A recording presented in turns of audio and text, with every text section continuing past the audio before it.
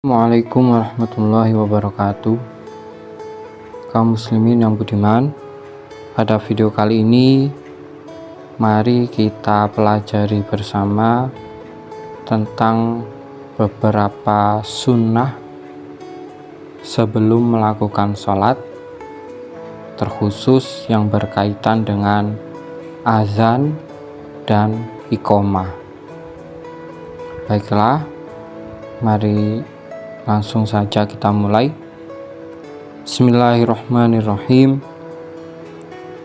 Aqsamus sholawati min jihatil azan wal iqomah arba'atun. Pembagian sholat dilihat dari sisi azan dan juga iqomah itu terbagi menjadi 4. Al-awalu qismun yusannu fihil azan wal iqomah wa huwal maktubatul khamsu wal jumu'ah. Yang pertama, bagian pertama adalah sholat di mana untuk sholat itu disunahkan azan dan juga iqomah, yaitu sholat maktubah, sholat 5 waktu, dan juga sholat Jumat. Asani kismun yusannu fihil iqomah dunal azan wa huwa idza jama'a baina sholataini aw qadha faraida mutawaliyatan fahuna yu'adzinu lil ula wa yuqimu lil kulli. Yang kedua, pembagian yang kedua yaitu di mana iqomah disunahkan namun tidak disunahkan azan, yaitu saat seseorang menjamak antara dua sholat maka hanya disunahkan untuk iqomah, atau seseorang membayar hutang sholatnya yang banyak dan terus menerus, maka jika kasusnya seperti ini hanya disunahkan azan untuk sholat yang pertama kali dilakukan, dan untuk seterusnya hanya disunahkan untuk iqomah. As-salisu qismun yusannu fihin nida dunal azan wal iqomah bahwa finawafilil lati tushra'u fihal jamaah kal-idaini wal khusufaini fayaqulu masalan salatil id salatal idi rahimakumullah. Pembagian yang ketiga, di mana sholat yang tidak disunahkan azan dan juga tidak disunahkan iqomah namun diganti dengan nida.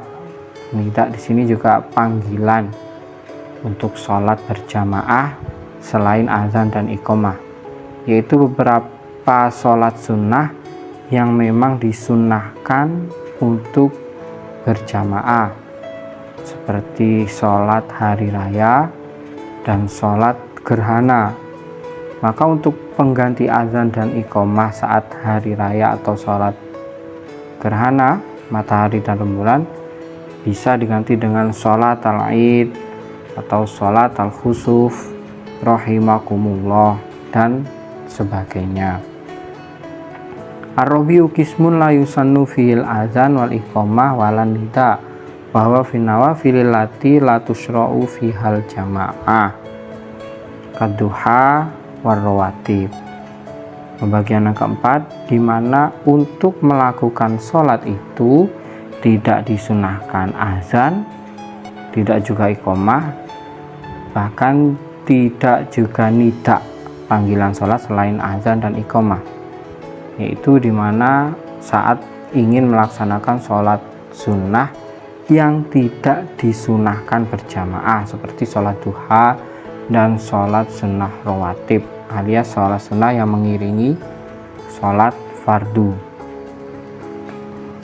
Hukmul azan wal iqomah huma sunnatanil muakkadatani fil jumu'ah wal khamsil maktubat Faqila innal adzana fardhu kifayatin fil jumu'ah wa sunnatun fil maktubat. Hukum azan dan iqamah, keduanya sunnah muakkad dalam sholat Jumat dan juga sholat maktubat, sholat 5 waktu. Pendapat lain mengatakan bahwasanya azan hukumnya fardu kifayah saat melaksanakan sholat Jumat dan sunnah tanpa muakkad dalam sholat 5 waktu. Sebelum melanjutkan pembahasan, di sini ada catatan kaki yang menjelaskan bahwa di mana saja selain sholat namun disunahkan untuk azan atau iqamah. Wa yusannul azanu fi ghairi sholat fi mawadi'a wa hiyal mahmum wal masru' wal ghadban wa man sa'a khuluquhu min insanin aw bahimatin wa indal hariki wa inda taghawulil hilan ay tamarrudil jin wa yusannul azan mal iqamah fi uzunil maulud wa khalfal musafir wa inda inzalil mayyiti fil qabri. Disunahkan untuk azan bukan tanpa iqamah di selain sholat dalam beberapa keadaan, yaitu saat susah, saat menakutkan, terjadi hal-hal yang menakutkan, saat emosi mulai meluap, dan mengazani orang yang jelek pekertinya, orang atau hewan yang jelek pekertinya, saat terjadi kebakaran, saat terjadi godaan makhluk halus, yaitu godaan jin. Disunahkan untuk azan dan juga iqamah di telinga bayi yang baru dilahirkan dan juga sebelum melakukan perjalanan serta saat meletakkan jenazah di dalam kuburnya. Itulah beberapa tempat di mana disunahkan azan atau azan sekaligus iqamah untuk selain sholat. Kita lanjutkan pembahasannya. Syurutu sihhatil azan wal iqamah sittatun. Syarat agar azan dan iqamah sah itu ada 6. Al-awalu al-muwalatu baina kalimatiha urfan. Yang pertama, terus-menerus di antara beberapa kalimatnya secara umum, artinya tidak berhenti terlalu lama di sela-sela beberapa kalimatnya. Asani at-tartib, yang kedua jelas adalah berurutan, seperti urutan kalimat azan yang sudah kita kenal. Asalisu dukhulul waqti illa fi sholatin wahidatin faisul azanu laha qabla dukhulil waqti. Yang ketiga, sudah masuk waktu sholat. Melakukan azan seharusnya sudah masuk waktu sholat. Kecuali dalam satu sholat, maka boleh azan sebelum masuk waktunya. Wahwal azanul awalu li sholati subhi wa waktuhu ba'da muntasofil laili wal afdalu ma'adukhuli waqti sahar. Ya, apa sholat itu? Yang dimaksud adalah azan yang pertama untuk sholat subuh. Waktunya yaitu setelah pertengahan malam, jam 12 ke atas. Yang lebih utama adalah saat memasuki waktu sahur. Artinya sholat subuh boleh diazani sebelum masuk waktunya, namun juga disunahkan saat sudah masuk waktunya untuk mengulangi azan. Wa amal azanul awalu li sholatil jumu'ati fa fihi khilafun wal mu'tamadu ayakuna ba'da dukhulil waqti ay ba'da zawal.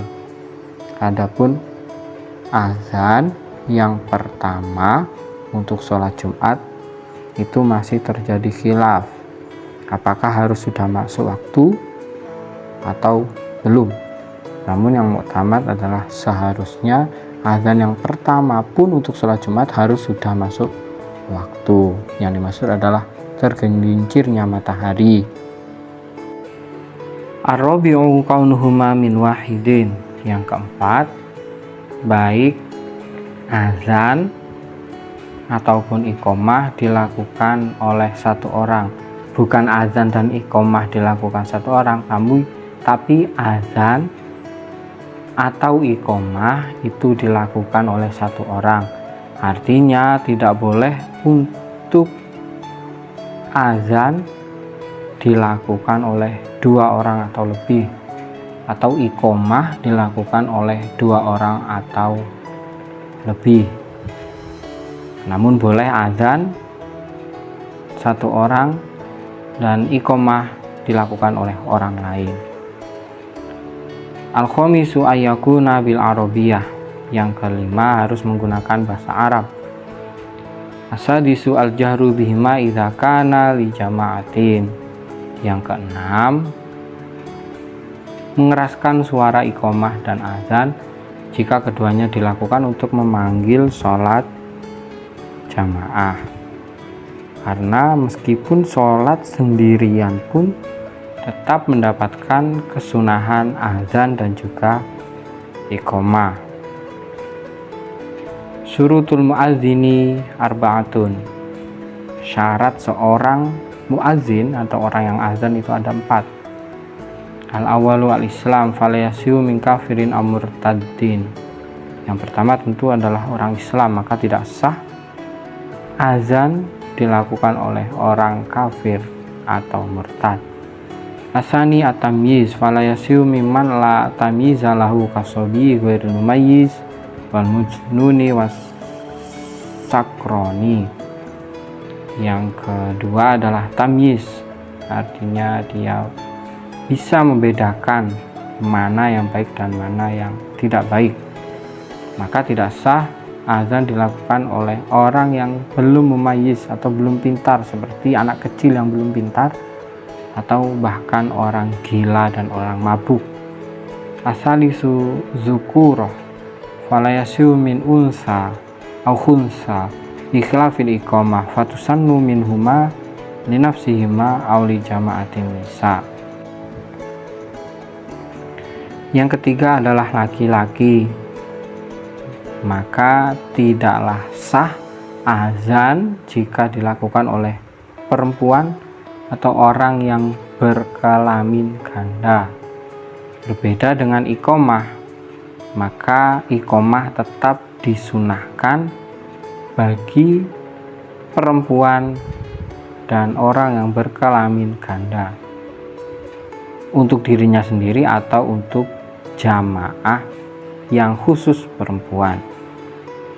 Ar-rabi'u ayyakuna arifan bidukhulil waqti nikaya qo'al adzanu mauqi'ahu. Yang kedua, maksud kami yang keempat, azan harus dilakukan oleh orang yang tahu tentang masuknya waktu sholat, agar azan itu sendiri terjadi di dalam waktu yang tepat. Karena azan syaratnya adalah harus sudah masuk waktunya, maka harus dilakukan oleh orang yang tahu kapan masuk waktu sholat.